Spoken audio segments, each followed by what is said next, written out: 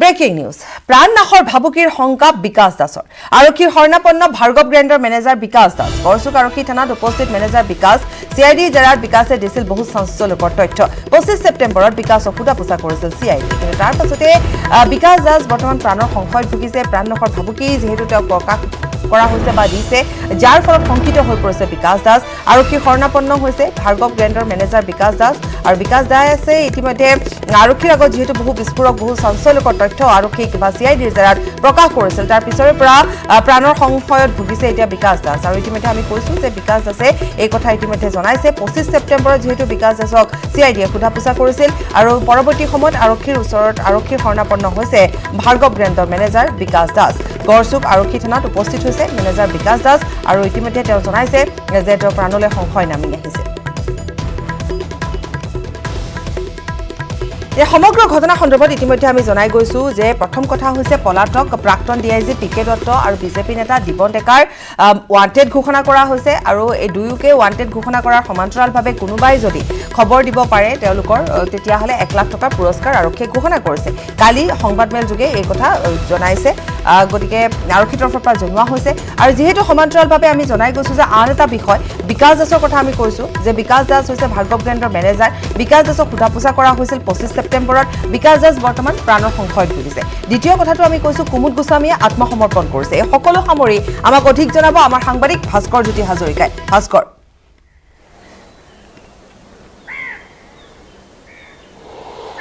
শেহতীয়াকৈ যি যোৱাকালি যি তথ্য আহি পৰিছিলে যে বিকাশ দাস ভাৰ্গৱ গ্ৰেণ্ডৰ মেনেজাৰ সেই মেনেজাৰগৰাকী শেহতীয়া যি ভাষ্য সেই ভাষ্য কিন্তু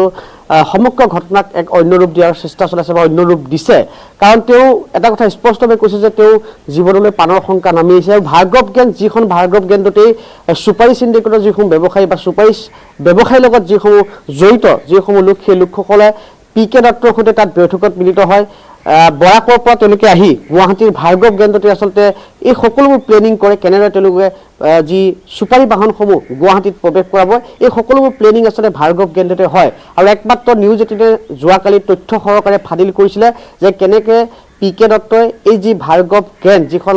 আইএছবিটিত আছে সেই ভাৰ্গৱ গ্ৰেণ্ডত তেওঁ এই যি চুপাৰী চিণ্ডিকেটৰ লগত জড়িত বিশেষকৈ চুপাৰী চিণ্ডিকেটৰ যি দালাল ৰূপে খ্যাত সুদীপ পইতাৰে মিলি যিসমূহ ব্যৱসায়ী থাকে ইয়াৰ সেই ব্যৱসায়ীসকলৰ লগত এটা ডিল কৰে আৰু ধনৰ লেনদেন হয় সেই আমি তথ্য সহকাৰে যোৱাকালি ফাদিল কৰিছিলোঁ আৰু তাৰ পাছতেই সেইখন হোটেলৰ যি মেনেজাৰ বিকাশ দাসে অৱশেষত আৰক্ষীৰ আগত তেওঁ স্বীকাৰ কৰিছে বা আৰক্ষীৰ আগত তেওঁ মন্তব্য আগবঢ়াইছে যে তেওঁ জীৱনত প্ৰাণৰ প্ৰতি আচলতে ভাবুকি আহিছে কাৰণ তেওঁ হয়তো সকলো কথা জানিছিল কাৰণ তেওঁ প্ৰতিমাহে যেতিয়া সেই ব্যৱসায়ীসমূহ আহি ইয়াত থাকি বিভিন্নজনৰ লগত কথা বতৰা পাতে ধনৰ লেনদেন কৰে তাৰপিছত আকৌ গুচি যায় গতিকে সেই সকলোবোৰ দৃশ্যাংশ তেওঁ নিজ চকুৰে দেখিছিল সকলো কথা হয়তো তেওঁ জানিছিল যাৰ বাবে শেহতীয়াকৈ তেওঁ আৰক্ষীৰ শৰণাপন্ন হ'বলৈ বাধ্য হৈছে তাৰ মাজতে দ্বিতীয়টো খবৰ যাওঁ যিহেতু যোৱাকালি সকলোৱে জ্ঞাত হৈছে যে কুমুদ পিকে দত্ত আৰু লগতে যি বিজেপিৰ নেতা তেওঁক দিবন ডেকা তেওঁক যিহেতু ইতিমধ্যে মষ্ট ৱান্টেড ঘোষণা কৰিছে আৰু ডাঙৰ বিষয়টো হৈছে 1 লাখ টকাৰ আচলতে পুৰস্কাৰো ঘোষণা কৰা হৈছে তেনে ক্ষেত্ৰত দেখা যাব যে এই দুইগৰাকী ব্যক্তিক এই বিশেষকৈ পিকে দত্ত যেহেতু মূল অভিযুক্ত বুলি চিহ্নিত কৰাইছে দিবন ডেকাকো আচলতে এই প্ৰথম অৱস্থাত আচলতে তেওঁ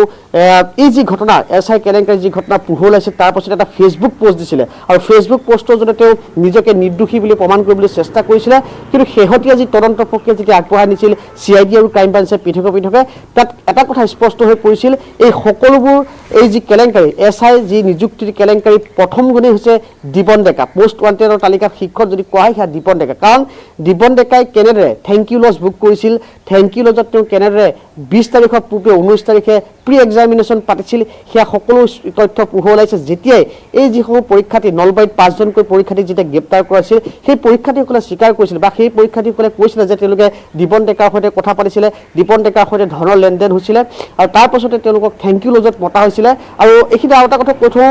যোৱা দুদিন পূৰ্বে অৰ্থাৎ পৰহি নিশা ঘোঁৰামাৰটো আচলতে অভিযান চলাইছিলে অভিজিত বড়ো নামৰ এজন যুৱক যুৱক বুলি কৈছোঁ যিহেতু তেওঁ আচলতে পৰীক্ষাৰ্থী আছিলে তেওঁকো বিচাৰি থকা হৈছে তেওঁ কিন্তু সেইদিনাখন নাপালে ঘৰৰ পৰা আচলতে তেওঁ আত্মগোপন কৰা দেখিবলৈ পোৱা গৈছে বা আত্মগোপন কৰিছিলে গতিকে সেই ছাত্ৰগৰাকীকো বিচাৰি থকা হৈছে গতিকে এই সকলোবোৰ পৰীক্ষাৰ্থীসকলকো তেওঁলোকে তদন্ত আঁতৰলৈ আনিব বিচাৰিছে পৰীক্ষাৰ্থীসকলৰ পৰা প্ৰতিজন পৰীক্ষাৰ্থীৰ পৰা ভিন্ন ভিন্ন তথ্য লাভ কৰিছে আৰু এই যি সমগ্ৰ প্ৰক্ৰিয়াটো এই যি সমগ্ৰ যিটো চক্ৰ সেই চক্ৰটো কিন্তু এই 2-3জন মানুহৰ মাজত সীমাবদ্ধ হৈ থকা নাই ইয়াৰ বিস্তাৰিত প্ৰসাৰ আছে ইয়াৰ আৰু তাৰ আমি যদি আপোনাৰ এবাৰ বিকাশ দাসৰ প্ৰসংগলৈ যাওঁ বিকাশ দাসে যিহেতু সেই সময়ছোৱাত যথেষ্ট চাঞ্চল্যকৰ তথ্য দিছিল CID গতিকে বিকাশ দাসে কৈছে যে বিকাশ দাস বৰ্তমান তেওঁ শংকিত তেওঁৰ জীৱনলৈ ভাবুকি নামি আহিছে গতিকে তেওঁ গড়চুক আৰক্ষীৰ শৰণাপন্ন হৈছে ইফালে দিবন ডেকাই কিন্তু ফেচবুক পোষ্টত সেই কথাই কৈছিলে যে তেওঁৰ জীৱনলৈ শংকা নামি আহিব বা তেওঁৰ জীৱনলৈ মৃত্যুৰ ভাবুকি আহিব কাৰণ বহু ডাঙৰ ডাঙৰ ব্যক্তি জড়িত হৈ আছে প্ৰভাৱশালী ব্যক্তি জড়িত হৈ আছে আৰু যাৰ বাবে তেওঁ ভয়তে ৰাজ্য ত্যাগ কৰিছিলে মানি লৈছো সেইখন এখন নাটক আছিল তেওঁ আবেগিকভাৱে পোষ্ট দিছিল নিৰ্দোষী প্ৰমাণ কৰিবৰ বাবে লগতে তেওঁ চৰকাৰকো অনুৰোধ কৰিছিল যে পৰিয়ালৰ ৰক্ষণাবেক্ষণ দিয়ক গতিকে সেইখিনি কথা যদি আমি বাদো দিওঁ কিন্তু তথাপিতো দিবন ডেকাই এটা কথা উল্লেখ কৰিছিল যে প্ৰাণৰ সংশয় এফালে বিকাশ দাসেও একেটা কাৰণতে গড়চুক আৰক্ষীৰ শৰণাপন্ন হৈছে এটা এটা ডাঙৰ কথা কিন্তু ভাস্কৰ দিবন ডেকাৰ ফেচবুক পোষ্টটোৱে চাওক বা বিকাশ দাসৰ যি ভাষ্য সেই ভাষ্যৰ পাছত এটা কথা আপুনি নিশ্চিত যে কেনেকুৱা ধৰণৰ ব্যাগুম লোক ইয়াত থাকিব পাৰে কেনেকুৱা ধৰণৰ লোক এই সমগ্ৰ কেলেংকাৰীত থাকিব পাৰে কাৰণ দিবন ডেকাৰ স্পষ্টভাৱে তলত লিখিছিল যে তেওঁ অনুপস্থিতিত যাতে তেওঁ পৰিয়ালটো সুৰক্ষা দিয়ে সেইবাবে তেওঁ আহ্বান জনাইছিলে একেদৰে বিকাশ দাসে মন্তব্য কৰিছিলে যে তেওঁৰ জীৱনৰ প্ৰতি প্ৰাণৰ ভাবুকি আহিছে আকৌ কৈছোঁ বিকাশ দাস সেইখন ভাৰ্গৱ কেন্দ্ৰৰ মেনেজাৰ আছিল যিখন ভাৰ্গৱ কেন্দ্ৰত চুপাৰীৰ পৰা আৰম্ভ কৰি কয়লা চিণ্ডিকেটৰ সকলো ব্যৱসায়ী তাত বাহৰ পাতে তাতেই এই সমগ্ৰ ৰেকেট বা সেই সমগ্ৰ যি চিণ্ডিকেটৰ সকলো ধৰণৰ ধনৰ আদান হয় আৰু একমাত্ৰ নিউজ 18 তথ্য সহায়কাৰে ফাদিল কৰিছিলোঁ আমি যোৱাকালি যে তাত কেনেদৰে ভাৰ্গৱ কেন্দ্ৰত দীৰ্ঘ বছৰ ধৰি যেতিয়াই তেওঁ কাছালত অৰ্থাৎ যিহেতু বৰাকত ডিআইজি হৈ আছিলে সেই সময়ৰ পৰাই বৰাকত ডিআইজি থকা বছৰৰ পৰাই কয়লাৰ পৰা আৰম্ভ কৰি এই যে সুপাৰী সিন্ডিকেটত জড়িত হৈ আছিল আৰু তেওঁ সেই সকলো কথা বতৰা বা তেওঁ যিসমূহ ডিল হয় তেওঁ বাহিৰত ক'তো কোৱা নাছিলে তেওঁ পুনে শিলচৰৰ পৰা গুচি আহিছিলে গুচি আহি গুৱাহাটীত বাহাৰ পাতিছিল গুৱাহাটী ভাৰ্গৱ গেঞ্জ যিখন ISBTত আছে সেই ভাৰ্গৱ গেঞ্জতে তেওঁ তাত বহিছিলে তাৰ পাছত যিসকল সুপাৰী ব্যৱসায়ী আহিছিলে বা কয়লা ব্যৱসায়ী আহিছিলে তাত তেওঁলোকে নিশাটো কটাই তাত ডিল হয় আৰু তাৰ পাছত তেওঁলোকে গুচি যায় আৰু সমগ্ৰ এই যি এই প্ৰক্ৰিয়াটো সেই প্ৰক্ৰিয়াটো মধ্যস্থতাকাৰী হিচাপে যোৱাকালিৰ পৰা আমি কৈ আছো সুদীপ পট্টা আছে মধ্যস্থতাকাৰী আৰু সুদীপ পট্টাই এই সকলোবোৰ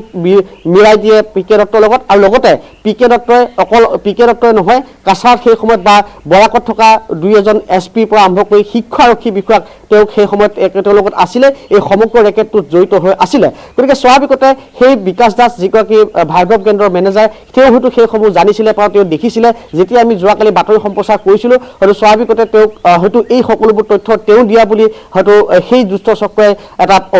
অনুমান কৰিছে যাৰ বাবে হয়তো বিকাশ দাসক তেওঁ ভাবুকি প্ৰদান কৰাটো স্বাভাৱিক কথা গতিকে তেনে ক্ষেত্ৰত বিকাশ দাসে তেওঁ নিজৰ নিৰাপত্তা বিষয়ে আৰক্ষীৰ কাষ চাপিছে আৰু একেদৰে আনটো প্ৰসংগত যদি চাই দিবন ডেকাৰ যিটো ফেচবুক পোষ্ট দিছিলে তাতো তেওঁ লিখিছিলে যে তেওঁ পৰিয়ালটোক আচলতে নিৰাপত্তা দিব লাগে কাৰণ পৰিয়ালটোৰ নিৰাপত্তাহীনতাত ভুগিছে বুলি তেওঁ স্পষ্টভাৱে এটা কথা উল্লেখ কৰিছে আমি পৰৱৰ্তী সময়ত যেহেতু আপোনাৰ সৈতে সংযুক্ত হ'ম কিন্তু এটা শেষ প্ৰশ্ন আপোনাক কৰোঁ যে মুখ্যমন্ত্ৰীগৰাকীয়ে ইতিমধ্যে ঘোষণা কৰিছে যে 20 তাৰিখৰ ভিতৰত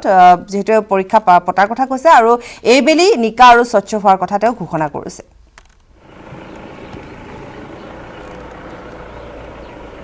না যেহেতু যি নিয়োগ আয়োগৰ অধ্যক্ষ যেহেতু প্ৰদীপ কুমাৰে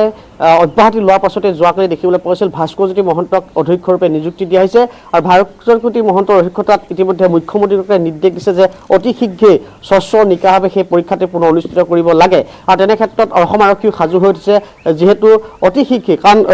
মুখ্যমন্ত্ৰীগৰাকীয়ে বিচাৰিছে যে এইবাৰ এই যিটো পৰীক্ষা হ'ব SI নিযুক্তি যি ধৰণৰ নিযুক্তি দিয়া হ'ব তাত যাতে কোনো ধৰণৰ বিসংগতি নহয় কোনো ধৰণৰ যাতে দুষ্ট চক্ৰ ইয়াক এই যি পৰীক্ষাক বিপথে পৰিচালিত কৰিব নোৱাৰে গতিকে এই ক্ষেত্ৰত কঠোৰ নিৰ্দেশনা প্ৰেৰণ কৰা হৈছে গতিকে দেখা যাব যে কেনেদৰে এইবাৰ সুচাৰুৰূপে নিয়াৰিকৈ আচলতে পৰীক্ষাত অনুষ্ঠিত কৰা হয় বা কেনেধৰণে তেওঁ সফল হয় কাৰণ যিহেতু যোৱাবাৰো যেতিয়া